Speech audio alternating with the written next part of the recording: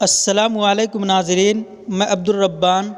مغل بادشاہوں نے اپنے 331 سالہ دور حکومت میں متحدہ ہندوستان میں ایسے نشانات چھوڑے ہیں جو ایک طرف اسلامی فن تعمیر کا عظیم الشان نمونہ ہے تو دوسری طرف انہیں ثقافت اسلامی کا عظیم سرمایہ بھی تصور کیا جاتا ہے۔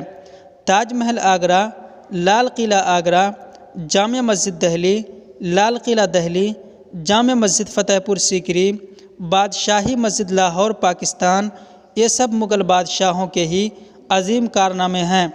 تاج محل کے بارے میں ہم پہلے ہی بات کر چکے ہیں۔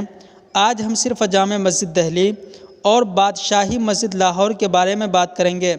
میں آپ سے سجیسٹ کروں گا کہ اگر آپ میرے چینل پر نئے ہیں تو میرے چینل کو سبسکرائب کیجئے۔ جامع مسجد دہلی کا اصل نام مسجد جہاں نما ہے، لیکن جامع مسجد دہلی کے نام سے مشہور ہے۔ اس مسجد کی تعمیر مغل بادشاہ شاہ جہاں نے 1651 عیسوی میں شروع کی اور 5 سال بعد 1656 عیسوی میں مکمل ہوئی۔ اس مسجد کی تعمیر میں 10 لاکھ روپے کا خرچ آیا۔ یہ مسجد پرانی دہلی کے مصروف ترین مرکز چاندنی چوک میں واقع ہے۔ اس مسجد میں 25,000 سے زائد افراد نماز ادا کر سکتے ہیں۔ اس مسجد کی لمبائی 261 فٹ اور چوڑائی 90 فٹ ہے۔ مسجد میں داخل ہونے کے لیے 3 جانب سے سیڑھیاں بنی ہوئی ہیں۔ شمالی زینے میں 39، جنوبی زینے میں 33 اور مشرقی زینے میں 35 سیڑھیاں ہیں۔ بادشاہ شاہ جہاں مسجد میں داخل ہونے کے لیے مشرقی دروازے کا استعمال کیا کرتے تھے۔ اس کی چھت پر 3 گنبد اور 130 فٹ کی 2 مینار بھی ہیں۔ 1948 عیسوی میں حیدرآباد کے نظام سے مسجد کی فرش کی بحالی کے لیے 75,000 روپے کی درخواست کی گئی، جس پر انہوں نے 3 لاکھ روپے عطیہ دے کر پوری مسجد مرمت کرنے کی بات کہی۔ اس کی تعمیر میں سنگ مرمر کا استعمال کیا گیا ہے۔ بادشاہی جامع مسجد لاہور کی تعمیر چھٹے مغل بادشاہ اورنگزیب عالمگیر نے اپنے سوتیلے بھائی فدائی خان کی نگرانی میں 1671 عیسوی سے 1673 عیسوی تک 2 سال میں کروائی۔ یہ مسجد شہر لاہور کی شناخت بن چکی ہے۔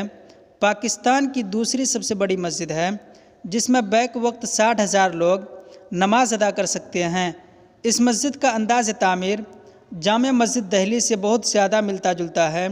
اس مسجد کی تعمیر کے ساتھ ساتھ بادشاہ اورنگزیب عالمگیر نے اس کے دروازے کے سامنے شاہی قلعے میں بھی ایک باوقار دروازے کا اضافہ کیا، جس کو عالمگیری دروازہ کہا جاتا ہے۔ اس مسجد میں ایک لائبریری بھی ہے جو علماء کی پیاس بجھانے کے لیے بنائی گئی تھی، اور اس میں زیادہ تر کتابیں عالمانہ ہیں۔ کتابوں کی حالت دیکھنے سے معلوم ہوتا ہے کہ ان میں سے بیشتر کو کھولنے کی زحمت بھی نہیں کی گئی، البتہ کتابیں بہت شاندار ہیں۔ خصوصاً جو لوگ عربی سے واقف ہیں ان کے لیے یہاں بہت کچھ ہے۔